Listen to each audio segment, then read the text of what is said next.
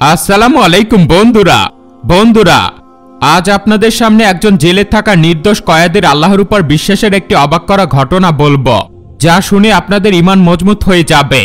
আপনি ধৈর্য সহকারে ভিডিওটি শেষ পর্যন্ত দেখুন, আর মেহেরবানি করে ভিডিওতে একটি লাইক করে দিন, আর চ্যানেলটিকে সাবস্ক্রাইব করে বেল আইকনটি ক্লিক করে রাখুন। তো চলুন শুরু করা যাক।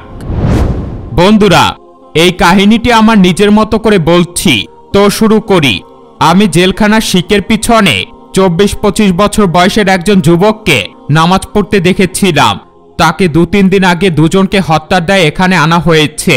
তাকে আদালতে উঠানো হয়। তার বিরুদ্ধে কেসটি খুবই শক্তিশালী ছিল, তাই আদালতের কয়েক শুনানির মধ্যেই তার ফাঁসির রায় হয়ে গিয়েছিল। আমি একজন পুলিশ অফিসার। আমি এবং আমার দায়িত্বে থাকা সহযোগীরা তার সাথে অনেক খারাপ আচরণ করেছিল, কিন্তু সবসময় তার মুখে মন ভোলানো একটি হাসি লেগেছিল।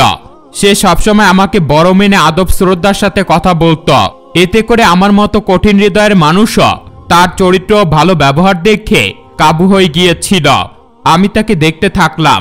সে নামাজ শেষে 2 হাত তুলে দোয়া করতে লাগলো। সে এতটাই খুশ ও যুগর সাথে দোয়া করছিল যেন মনে হচ্ছিল সে যার কাছে দোয়া করছে সে তার একদম সামনেই বসে আছে। সে নামাজ শেষ করে উঠতে আমার দিকে নজর পড়ল। সাথে সাথে তার চেহারায় বরাবরের মতো হাসি ফুটে উঠল। সে আমার কাছে উঠে আসলো এবং আমার কুশলদানি জিজ্ঞেস করল।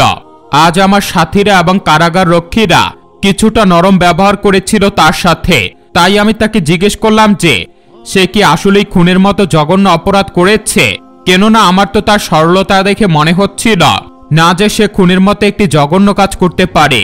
সে হাসি মুখে উত্তর দিল, একজন মানুষকে খুন করা মানে পুরো মানবজাতিকে খুন করা। এমন একটা কাজ আমি কি করে করতে পারি? আমি জিজ্ঞাসাতুর দৃষ্টিতে তার দিকে তাকিয়ে থাকলাম।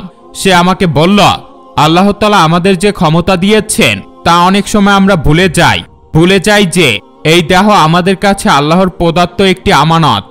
আমার সাথে অনেকটা এরকম কিছুটা হয়েছে। আমার এলাকায় রেশারেশির বশবর্তী হয়ে একজনকে খুন করা হয়। ঘটনাক্রমে আমি সেই স্থান থেকে মাত্র কয়েক কদম দূরে ছিলাম। তাই যে খুনি ছিল সে আমাকে ফাঁসিয়ে দেয়, মিথ্যে সাক্ষী জোগাড় করে সাক্ষ্য দেওয়ায়। আমি দুঃখিত মনে জিজ্ঞেস করলাম, তোমার পরিবার কি কিছুই করেনি? সে বলল, তারা চেষ্টা করেছিল, কিন্তু মিথ্যে সাক্ষীর জোরে তেমন একটা উপকার করতে পারেনি। তাছাড়া সমাজে যার ক্ষমতা বেশি তাকেই সবাই ভয় করে চলে, এটাই স্বাভাবিক। এটা বলে তার মুখে আবারও হাসি ফুটে উঠল। আমি তাকে বললাম, তোমার কি ভয় করে না যে কিছুদিন পরে হয়তো তোমার ফাঁসির আদেশ আসবে? সে জবাব দিল, ইনশাআল্লাহ আমার কিছুই হবে না।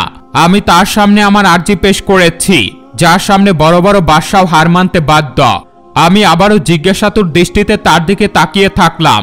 সে আমাকে বলল, আমি আমার রব আল্লাহকে বলেছিলাম, তিনি জানেন আমি নির্দোষ, তাই তিনি আমার কিছুই হতে দিবেন না। তার প্রতিটি কথাতে আল্লাহর প্রতি ভালোবাসা ফুটে উঠেছিল। আমি তাকে বললাম, তুমি কি নিশ্চিত জানো যে তোমার করা দোয়াতে কাজ হবে যদি দোয়ায় কাজ না হয়? সে বলল, আমি যখন তার কাছে দোয়া করি তখন এটা নিয়ে দুশ্চিন্তা করি না যে দোয়া কবুল হবে নাকি না। আমি শুধু দোয়া করে চুপ করে বসে থাকি, এটা জেনে যে আমার রব আমার দোয়া নিশ্চয়ই শুনবেন। তার কথায় আল্লাহর প্রতি অগাধ বিশ্বাস দেখে আমি তার দিকে তাকিয়ে থাকলাম।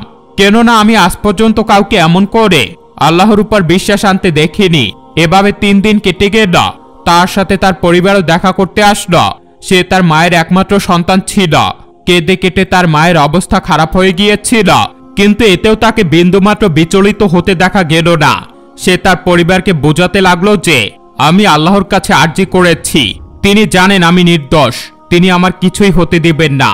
আল্লাহর প্রতি অগাধ বিশ্বাসের কথা আগে কেবল শুনিয়ে এসেছি, এবার প্রথম দেখলাম। তার এই বিশ্বাস আমার মনে আল্লাহর প্রতি বিশ্বাসকে, আমার ঈমানকে আরো বাড়িয়ে দিল। হয়তো আল্লাহর প্রতি ভালোবাসাটা এরকমই, যা একটি পাথর হৃদয়কেও নরম করে তোলে। বন্ধুরা, আপনি যদি এখনো ভিডিওতে লাইক না করে থাকেন তাহলে একটি লাইক করুন। তাকে আদালতে নেওয়ার আগের দিন একটি অদ্ভুত ঘটনা ঘটে। যে ব্যক্তি আসল খুনি ছিল সে তার স্ত্রী ও ছেলে সহ কোথাও যাচ্ছিলেন। পথিমধ্যে তাদের একটি মারাত্মক দুর্ঘটনা ঘটে। তার স্ত্রী ও সন্তান ঘটনাস্থলেই মারা যায় এবং তাকে মারাত্মক আহত অবস্থায় উদ্ধার করে হাসপাতালে ভর্তি করা হয়। কয়েক ঘন্টা পর তার জ্ঞান ফিরলে সে যখন তার স্ত্রী সন্তানের খবর পেলেন তখন তার অবস্থা আরো খারাপ হয়ে গেল। হুট করেই তার করা পাপের কথা স্মরণে এলো। সে ডাক্তার ও নার্সদের অনুরোধ করে ভিডিও বানাতে রাজি করালো। ভিডিওতে সে তার করা পাপের কথা স্বীকার করল এবং সেই যুবকটি যে নির্দোষ ছিল তাই বলে তার কাছে ক্ষমা চাইল। সে ডাক্তারদের কাছ থেকে কথা নিল যে তারা পুলিশ স্টেশনে গিয়ে এই ভিডিওটি দিবে। হয়তো স্ত্রী সন্তানের মৃত্যুর পর সে হয়তো গুনার বোঝা নিয়ে মরতে চায়নি।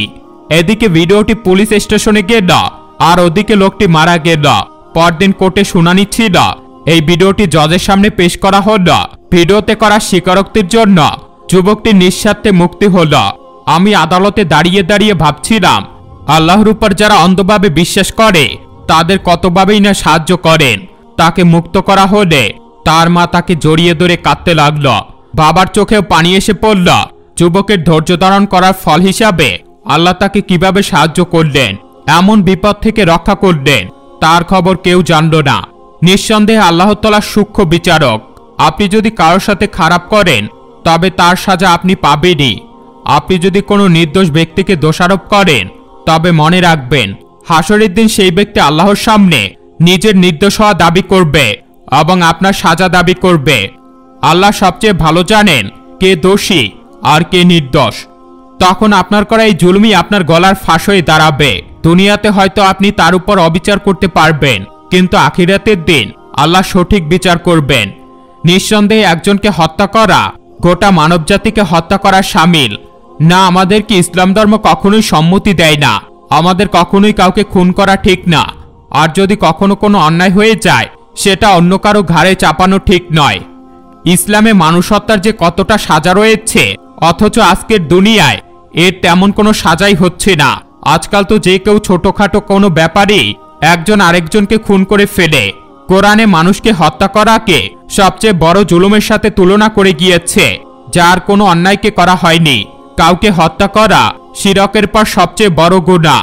তো বন্ধুরা, কাউকে ফাঁসিয়ে ফাঁসিয়ে সাজা দেওয়া এক প্রকার হত্যার শামিল। আপনারা সবাই এই গুনাহ থেকে বেঁচে থাকবেন। তো আশা করছি বন্ধুরা আজকের এই ভিডিওটি আপনাদের ভালো লেগেছে। ভিডিওটি ভালো লেগে থাকলে একটি লাইক করবেন আর আমার চ্যানেলটিতে নতুন হলে সাবস্ক্রাইব করবেন আর পাশে রাখা বেল আইকনটি ক্লিক করতে ভুলবেন না, যাতে নতুন সব ভিডিও সবার আগে আপনার মোবাইলে পৌঁছে যায়। দেখা হবে পরবর্তী নতুন কোনো ভিডিওতে নতুন কোনো টপিক নিয়ে। ভালো থাকবেন, সুস্থ থাকবেন। আল্লাহ হাফেজ। বন্ধুরা, আমাদের স্বাস্থ্য বিষয়ে আরও একটি চ্যানেল রয়েছে। আপনারা স্বাস্থ্য বিষয়ে যে কোনো পরামর্শ পেতে আমাদের সেই চ্যানেলটি থেকে অবশ্যই ঘুরে আসতে পারেন। আমরা সেই চ্যানেলে স্বাস্থ্য বিষয়ে ভিডিও আপলোড করে থাকি। সেই চ্যানেলটির লিংক ভিডিওর ডিসক্রিপশন বক্সে দেওয়া রয়েছে। আপনি ডিসক্রিপশন বক্স চেক করে চ্যানেলটি থেকে ঘুরে আসতে পারেন। ধন্যবাদ সবাইকে।